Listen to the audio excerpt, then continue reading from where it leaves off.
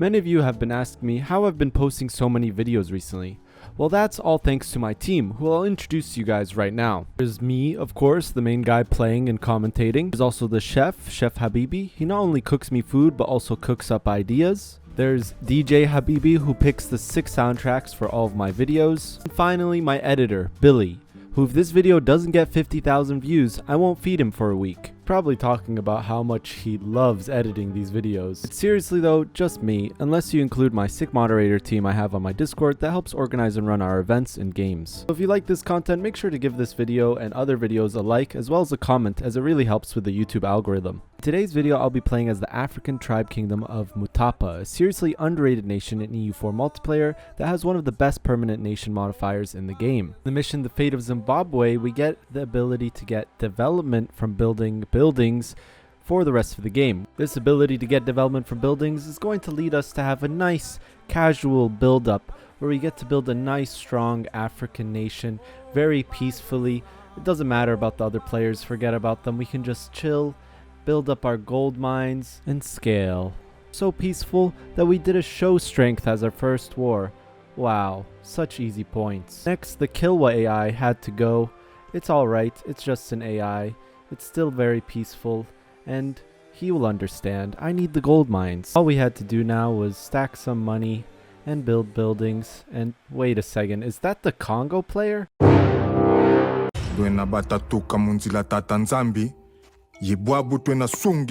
the Congo player had decided that it would be a good idea to rush me down, which it probably was. And I wasn't ready for this war. The Congo had more force limit, better quality, and more manpower. But I had one thing going for me. I was stacking mill points, which meant that I could take the next mill tech, one of the most important mill techs in the game, earlier than the Congo. Even so, I knew this war was going to be incredibly tough. Alright, the stress is on here. We can get, if we can hold until January, I think January we can take the tech. Come on, please don't get the fort. Okay, so close to the tech. In position, chat. Do you think the king will be a better general? No, he's worse. Alright, we just gotta go.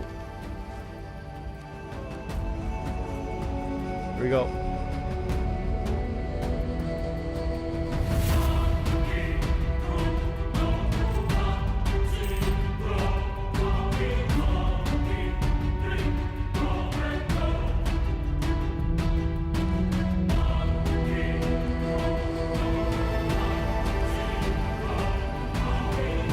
Come on.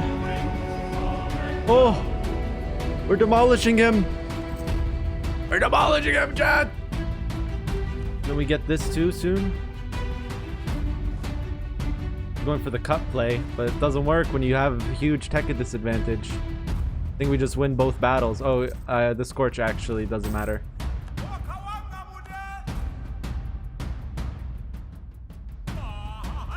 This is the better general though. I kind of need to finish this war before he gets tech 6. Alright, we got enough to piece him out, but we need to do it for our occupied provinces. And just like that, we won our first player war against the Congo. However, the Congo player wasn't done yet. That's a truce break. He's charging the fort. Congo player, once he reached tech 6, truce broke us, but luckily for us, we had fired our discipline event from our advisor. 6. He's a clever guy.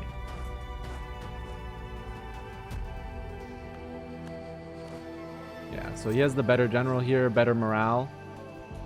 Army tradition. Oh, he has higher army tradition, that's why. We'll retreat this here. I wasn't sure how I was going to win this war until Fort 2. He's gonna rush this Fort 2? Does he get it?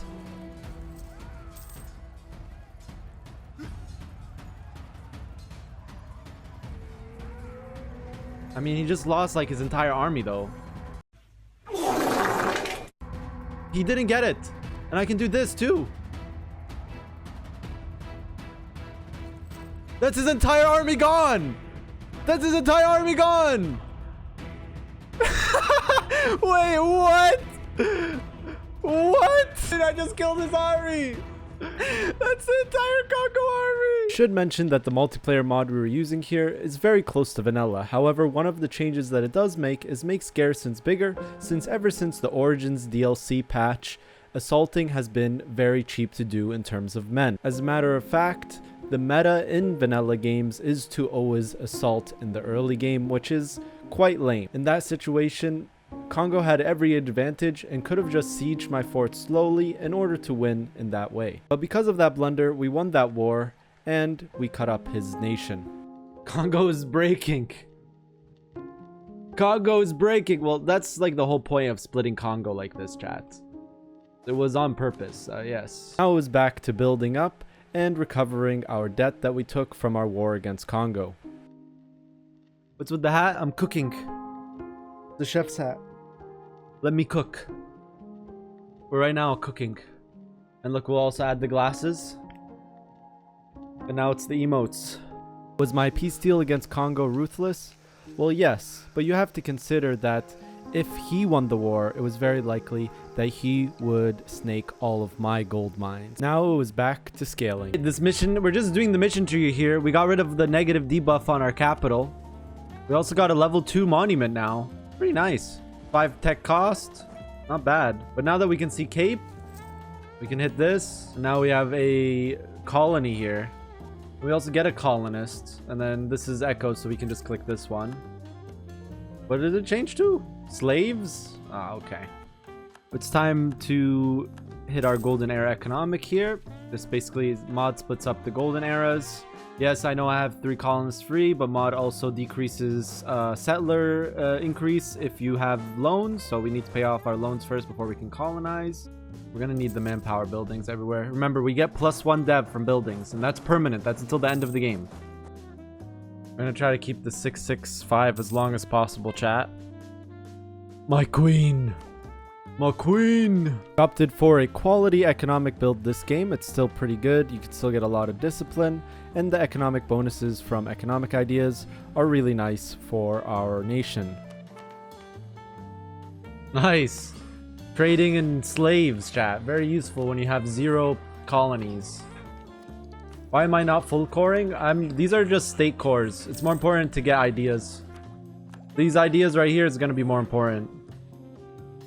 Get goods produced here, inflation reduction right here, land maintenance, production efficiency, dev from manufactories, monthly autonomy. All of these are really important to me right now. After our wars from the last session, we are now right now using the fact that we don't have feudalism. Remember, since we're playing with a multiplayer mod that doesn't make institutions give extra tech cost, we can wait to hold feudalism. And the reason why we do that is because then Congo is a valid rival and Bunyoro is a valid rival, and we can keep farming these guys for show strengths. Keep in mind, the Echo mod reduces gold income, so if you're wondering why my income isn't a bit higher, Echo mod actually reduces gold income. You can pop another mission, Eclipse Great Zimbabwe. So we're gonna become Great Zimbabwe here, but I'm not gonna take their ideas. I'm piss yellow, dude. This color burns my eyes. Yeah, Zimbabwe ideas, I don't know. They're not as good as Mutapa ideas. We do lose our discipline for morale. It is a morale patch, but you lose your dev cost for construction. There is a way to become Zulu starting as Mutapa, but it is some shenanigans, and we would have probably died to Congo if we did it. Climbing up in the world, chat. Plus side, we have high army tradition, kind of.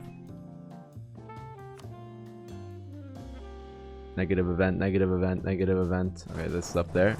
Portugal and UK and England are both focusing on the New World. Since we made a deal with Aksum with borders that we had, I felt pretty safe to greed and just focus on our buildup, our economic buildup. But then Spain actually started colonizing near us, and Songhai also started colonizing towards our Congo land. Why is Spain here? We need to talk to Spain. Let's see. All right. I noticed you're colonizing next to me, bro. You thought I wouldn't notice? Where am I colonizing? Where are you? I'm Zimbabwe, the piss yellow country. I just clicked something. You just clicked somewhere? Yeah, I literally did. Okay. I'm not gonna colonize more than I just want to make a zone further so I can jump. Where are you jumping to next? The islands in next to Madagascar. The Spanish colonizing was a little concerning to me, but the reality was I wasn't really in a position to make demands or tell him to stop. However, it wasn't Spain that was going to be my next enemy. Beautiful! It's so beautiful, our name, chat! Oh, that is not beautiful. The core costs on those. Oh my god. What are these negative stab events over and over and over and over and over and over and over and over and over again, man? It's getting so annoying, actually. What is this? And over and over and over and over and over and over and over. I need to get out of being a tribe. That's what it really is. As I mentioned before, it wasn't Spain or Portugal or Great Britain that was going to be my next enemy, but it was actually Songhai, who had colonized to the Congo lands and surprisingly declared war on me. I was once again caught unprepared for a war and against an enemy with superior numbers and superior quality. But this time, I didn't have a tech advantage that I could use to help me win the war. And I was about to make it even worse for myself. You see this event that just popped up? This event right here gives us the possibility to get slaves in our capital. I didn't really realize what it was, and I saw a bunch of good produce bonuses and I took it, but I didn't know that what I was getting was a removal of my gold mine and instead getting slaves in my capital and a global unrest modifier of +5. I was so zoned in and trying to win that I made a huge mistake.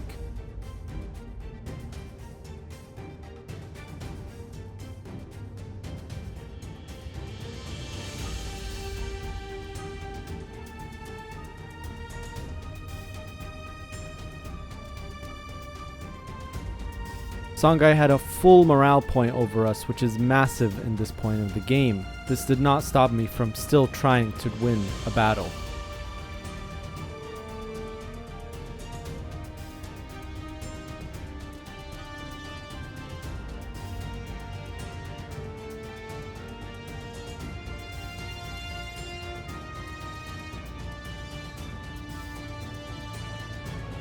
This morale difference is actually hurting so badly, dude. You can enforce now. At 99, you enforce. As quickly as the war started, the war was already over and Songhai defeated us. This has just gone from very hard, like a rough situation, but very recoverable situation to impossible situation. Excom allied Songhai and then they unallied, so I don't know what's going on there. We needed to think of some way to recover our lands, whether it be through diplomacy or trying to stack some morale in any way possible. Alright, we need to be able to pop Golden Era here. We're gonna join the Reformation by going Christian. We can convert to Christianity, cancel this. We can convert to Christianity by clicking this option right here, convert to Christianity. I do need to get one stability though first.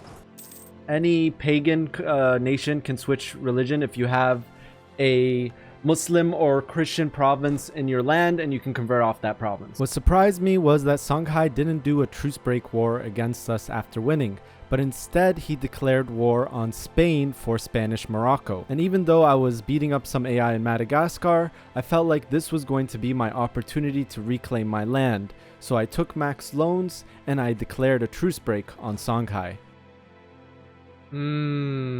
That is painful, dude.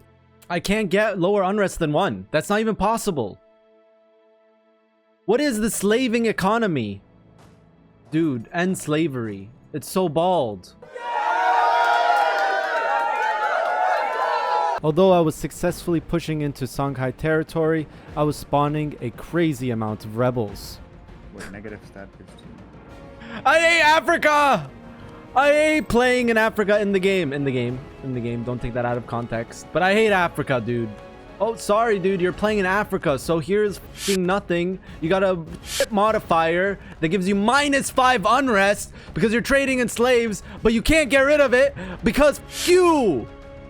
Why did you choose to play in Africa in the first place? Make things worse, Songhai was allied to Tuscany, who was helping against the Spanish, and because of that they were winning against the Spanish pretty hard and forcing them out of the war. So I needed to start sending stab hits to Songhai before his troops returned to the southern parts of his land.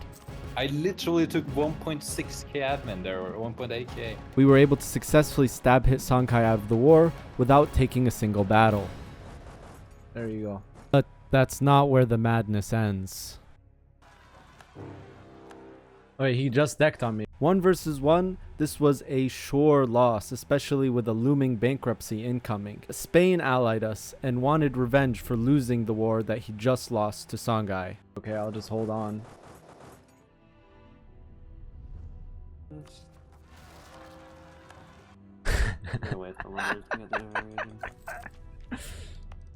I can't even fight, I just need to go deal with rebels. Careful, there's a lot of rebels in my country. Africa moment for the next fort. Oh, you landed there. You're crazy. To go get out? Oh, you did it the wrong way. You guys landed there, you're crazy, what? But our luck started to turn. Okay. It saved us. The game is saving us. We're gonna take more debt. Okay, that's it.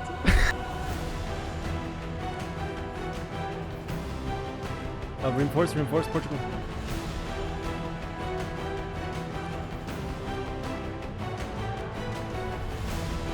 Why did it take so long to do it?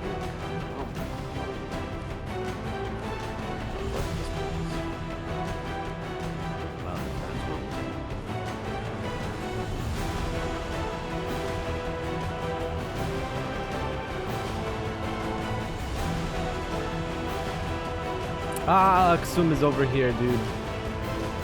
Aksum is attacking me.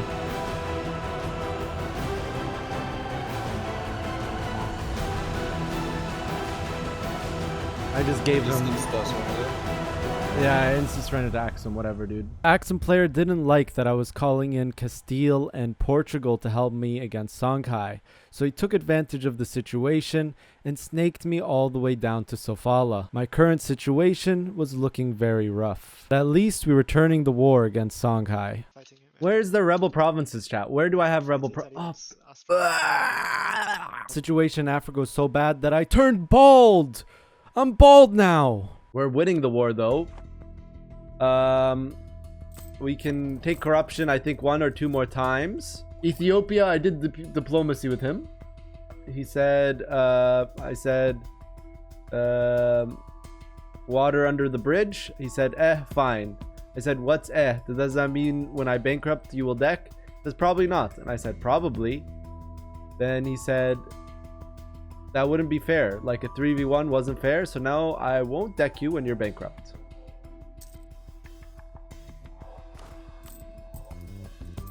Our luck is finally turning, chat.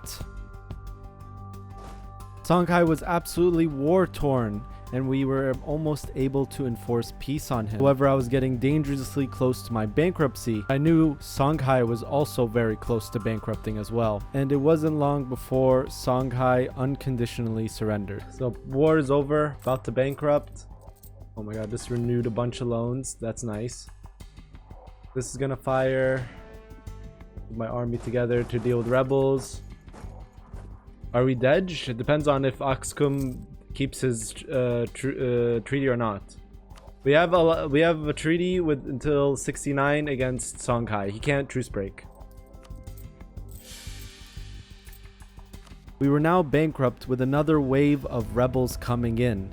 Will we survive this bankruptcy, or we get torn from the rebellions inside our nation? Will Aksum keep his treaty? Will Songhai survive and come back to fight us? Well, figure out all of that and more in the next coming part of this video in this 2-part series coming at the end of this week. Thank you all for watching this video. I hope you enjoyed my experience. I actually had a lot of fun playing this.